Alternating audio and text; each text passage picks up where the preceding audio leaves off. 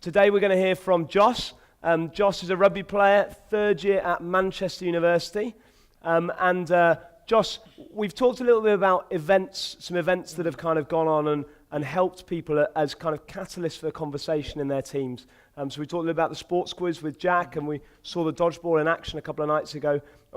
Why don't you just give us a flavour, just to start us off, of how events have really helped you and your witness to your rugby teammates? Yeah, they've been fantastic, Mike. It's been a real joy to sort of be a part of organising them and to be bringing boys along, because at the end of the day it is an easy sell.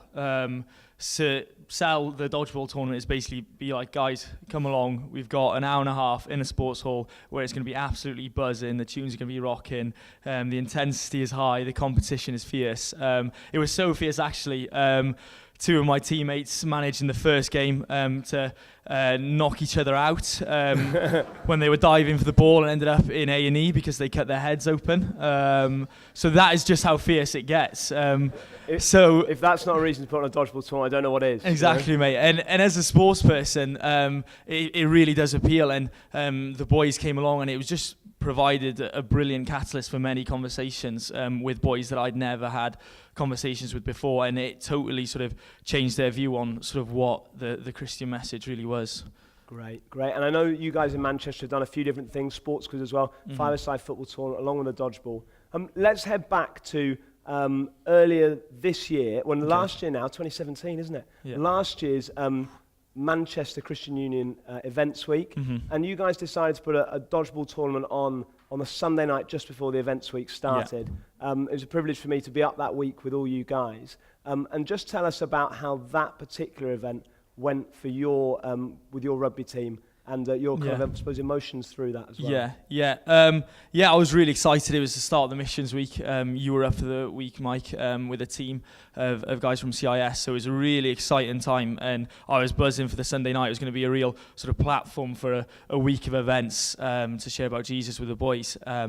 But yeah, it was a bit of a disappointment that night because the boys had told me, many of them had said that they were going to come along to the event, and yet not as many turned up, and so many sort of just didn't even tell me why or anything like that. So it was disappointing, especially sort of when you've got, I'm sure many of you can relate to it, you've got sort of the CIS guys coming up, and you're there, you're pumped, and you want to sort of show the CIS guys, I want to show Mike Harris that I'm doing the business, and the boys, like, they want to come to these things. And it was, from my personal point of view, it was a disappointment to see sort of so many drop out. And I found myself in Squirrel's bar afterwards, the student bar, just sort of questioning myself, like, what am I doing wrong? Am I being bold enough? Am I living distinctly enough? And all these sort of questions were running through my mind. But yeah.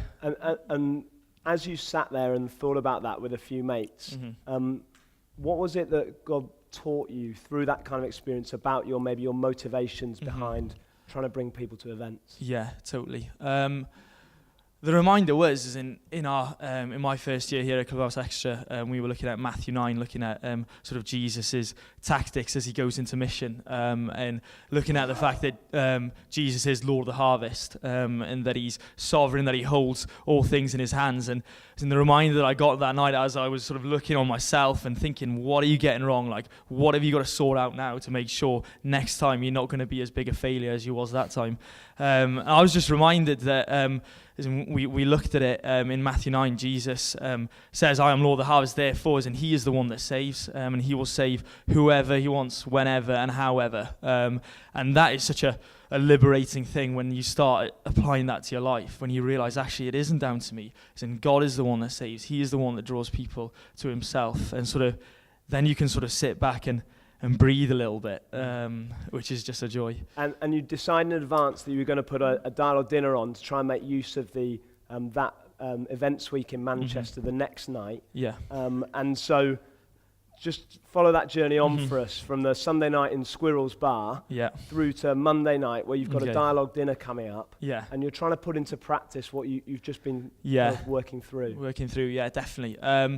Well, that's the thing is, and we'd organised the dialogue dinner on that Monday night, and I'd invited some friends along, some close friends of mine in the rugby team that I knew, so they were my bankers. I knew, okay, like, as in they're gonna come because I'm good mates with them. They want to support me anyway, and everything like that.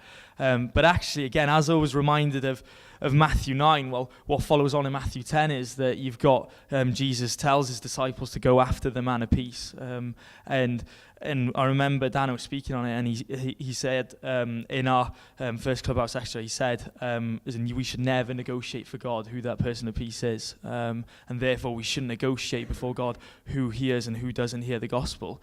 And so I was really convicted by that, and I was challenged by that, and I was like, okay, let's send out a club-wide invite then. And I was absolutely pooing myself.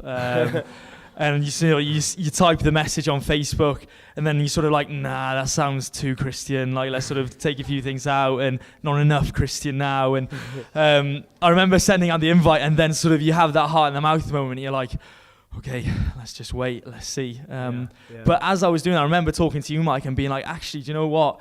As in, the invite's out there now, and all we can do is pray and wait and see who God brings along.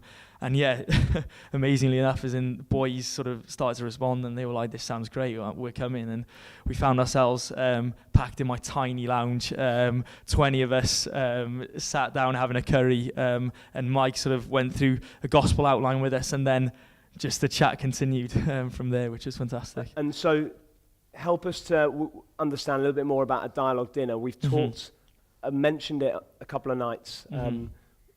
What was it like for you to have your friends there? What went on, and what was it like for you to sit there in the room with your mates from the rugby club? Yeah. I think the best thing about a dialogue dinner is it is just very normal. As in, we ourselves, as sort of like the Christians, we are freaking out inside, but they're all buzzing because they're kind of like, it's a free meal, and I get to sit down and we get to chat about something that's quite interesting. And so that's it. As in, we had a curry that Mike had prepared, and we sat down. We went through a gospel outline. It was very nice, mate. That was only because you were at training. We were at training. Yeah, we were at training. I'll let you do all the work. I don't back myself cooking. No way. Yeah. And yeah, we went through the gospel outline, and then we just had an open forum where we had questions from all sorts of directions, and it was brilliant. And it was sort of, I was sat back, sort of just watching it all unfold, and just thanking Jesus as it all went on, because I couldn't quite believe that I was sat in a room with these lads, chatting about the gospel with them. And it was brilliant because a friend of mine, Joe Hobbs, who was a ministry trainee at my church at the time, he'd come along as well. And I remember he texted me in the middle of it saying, leave them wanting more. So sort of we cut the night, as the chat was brilliant. It'd gone on for a good hour and a half. And Joe was like, leave them wanting more. So I sort of cut it there, and I was like, boys, if any of you fancy sort of looking into this a little bit deeper, then on Monday nights now, Joe and I are going to be at the beer studio. You're going to get a free round on Jos, which was a bad move because that's where the most expensive pint in Manchester is. Should have gone to Squirrels. Should have gone to Squirrels, mate. £1.90 a pint, like, brilliant. And they get a free round on Jos, and we open up Mark's Gospel together. And so we threw out the invite, and again, just waited and prayed. And let me just stop you there, because what did it feel like now with a different mindset of saying, right, the Lord is the Lord of the harvest. I'm not going to negotiate for who comes. I'm just going to throw out the invite and see what happens. Yeah. And you really didn't think anyone was going to turn up initially on that Monday, did you? No. What did it feel like to go out with that mindset, rather than perhaps the mindset a week earlier at the dodgeball tournament? Yeah. As in, the fear factor was still there a little bit, and I was terrified that no one was going to come up. And I remember nearly texting Joe, being like, mate, let's sack it. Like, this isn't going to happen. No one's